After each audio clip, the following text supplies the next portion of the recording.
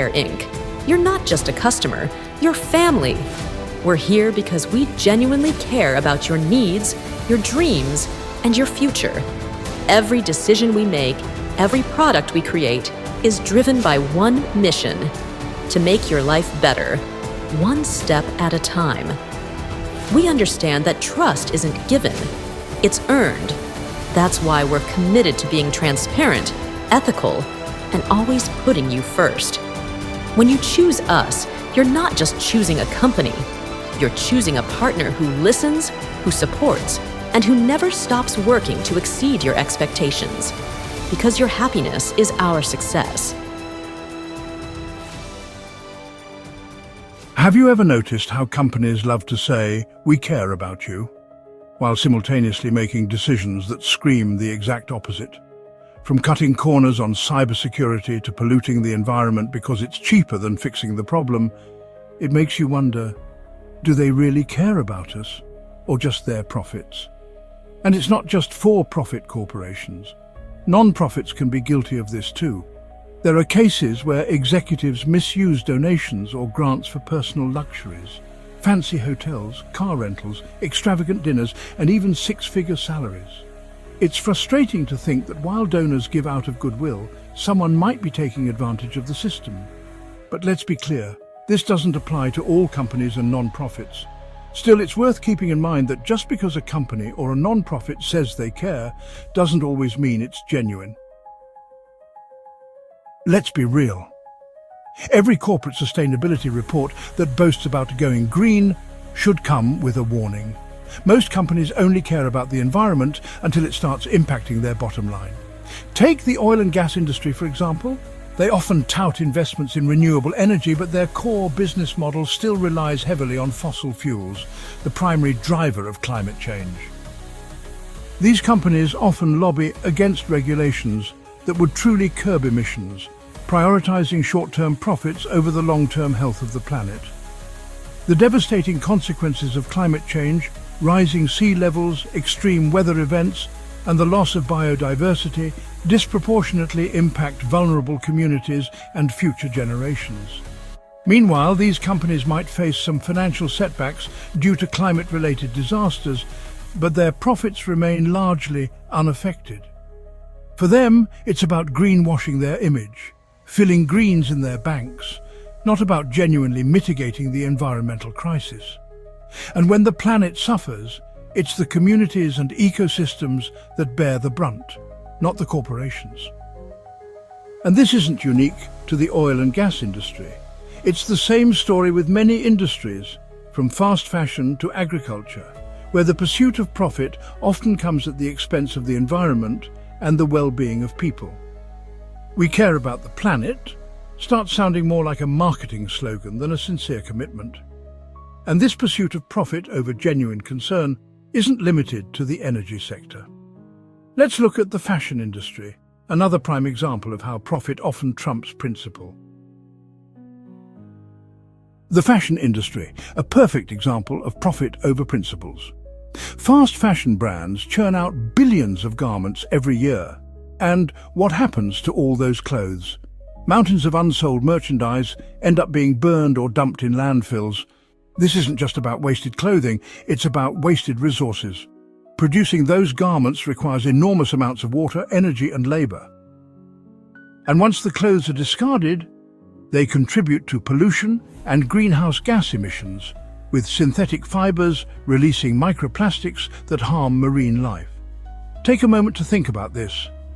Brands destroy unsold inventory just to maintain their image of exclusivity. Why donate or recycle when you can protect your bottom line by ensuring products don't flood the market? To them, it's all about controlling supply and demand, even if it means wasting perfectly good merchandise.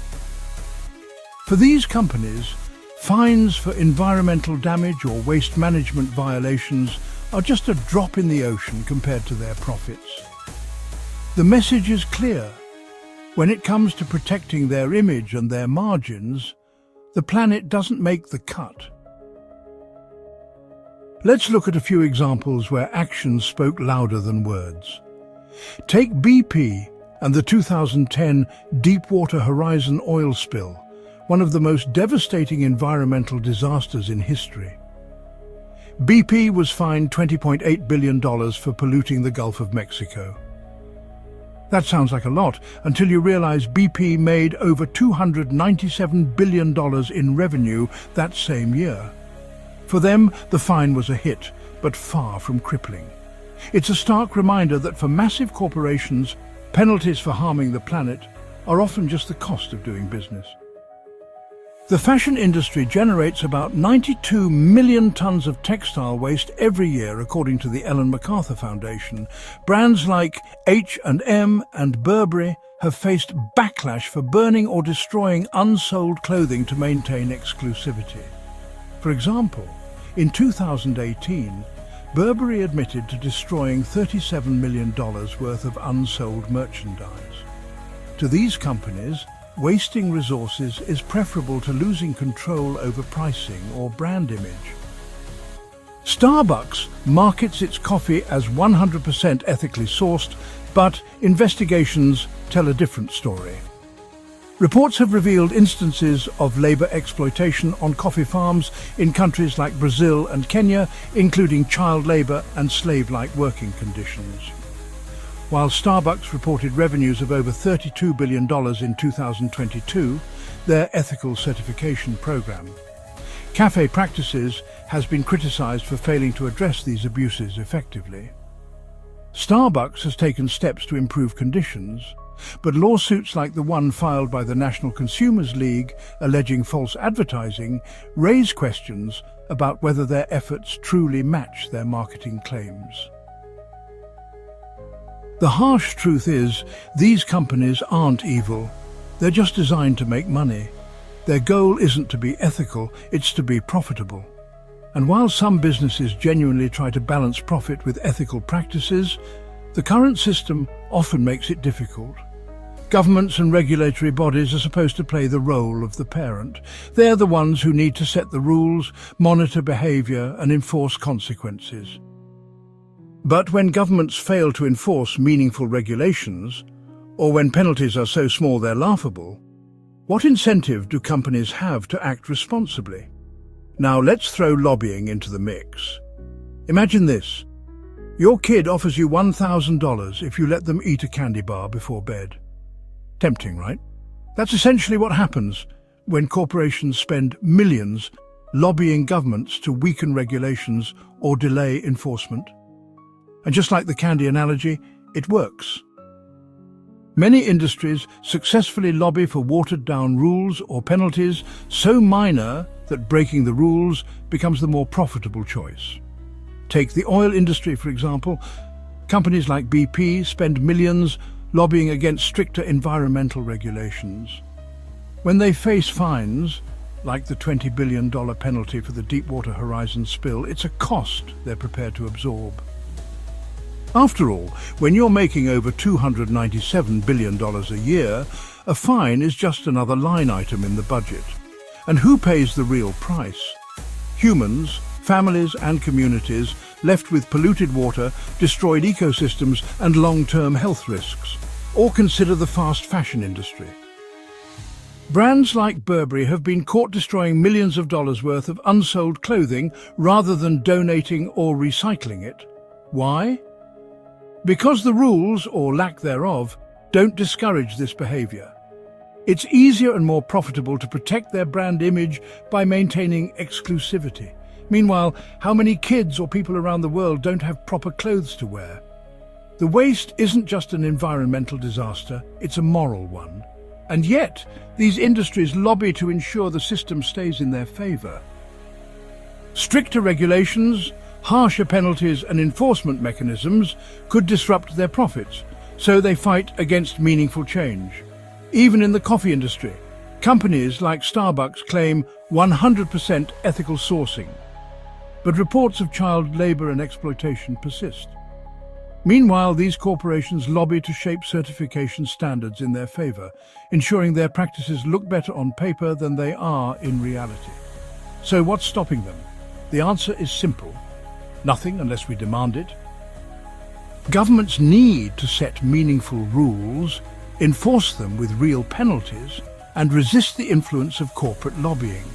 And we, as consumers, need to hold companies accountable by choosing ethical brands, calling out bad practices, and pushing for change. Because without rules and without parents willing to enforce them, kids eat candy before bed, and corporations, they'll keep putting profits over people and the planet. Here's the silver lining.